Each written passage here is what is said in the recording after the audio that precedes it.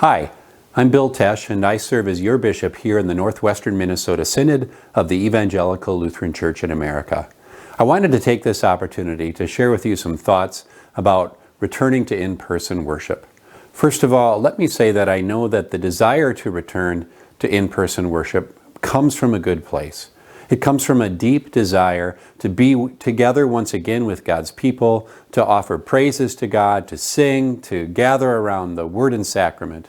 I get that, and I have that deep desire as well. But let me also say that I wonder about the prudence of returning to in-person worship at this particular moment. Let's first talk about safety. Our public health officials, along with our governor, have agreed to guidelines that will allow congregations to gather with up to 25% capacity and following very many stringent protocols, such as the wearing of masks, the sanitation of all surfaces, standing 6 feet apart, not singing, communion is a dicey proposition. All of these matters add up to what seems to me to be a rather uninspiring experience in worship. Not only that, our public health officials have agreed to these new guidelines not because they deem it to be safe for people to gather, but only because of pressure from other denominations. Now, I fully respect those denominations' reasons for urging the governor to put these new guidelines out. I just don't happen to agree with them. I think that when it comes to the freedom of practicing our faith, we have been practicing our faith freely in many new and creative ways, and in doing so have also reached a variety of new neighbors. Our freedom to exercise our faith has not been abridged. As a chaplain in the United States Air Force, I'm passionate about the freedom of religion and the ability to exercise our faith as assured in the First Amendment. But I also am passionate about the call as a Christian to keep people safe. And I believe that at this particular moment, that responsibility trumps our rights. The responsibility for us to behave in such a way that we would not in any way endanger our neighbor. It's difficult for me to imagine, for example, us opening up our churches and people in the high-risk categories, people over 65, people with underlying conditions, not showing up at our door in spite of the strong advice of medical professionals and public health officials not to do so.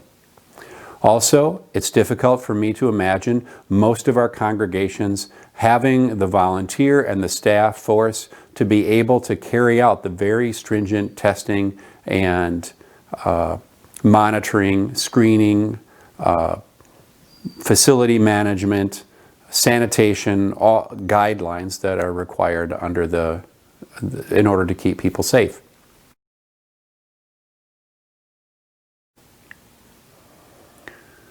I'd like to share with you some words from Luke chapter 15. This is a parable of Jesus.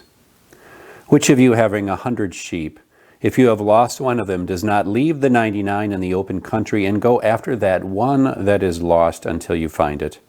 And when you have found it, you lay it on your shoulders rejoicing. And when you come home, you call together your friends and neighbors, saying with them, "Rejoice with me, for I have found my sheep that was lost."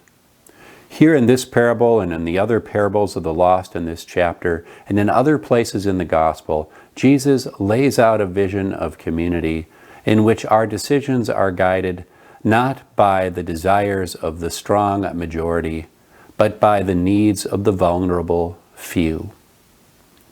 And so while I cannot tell you what to do as your bishop, I can only advise you and consult with you as your pastor of this synod.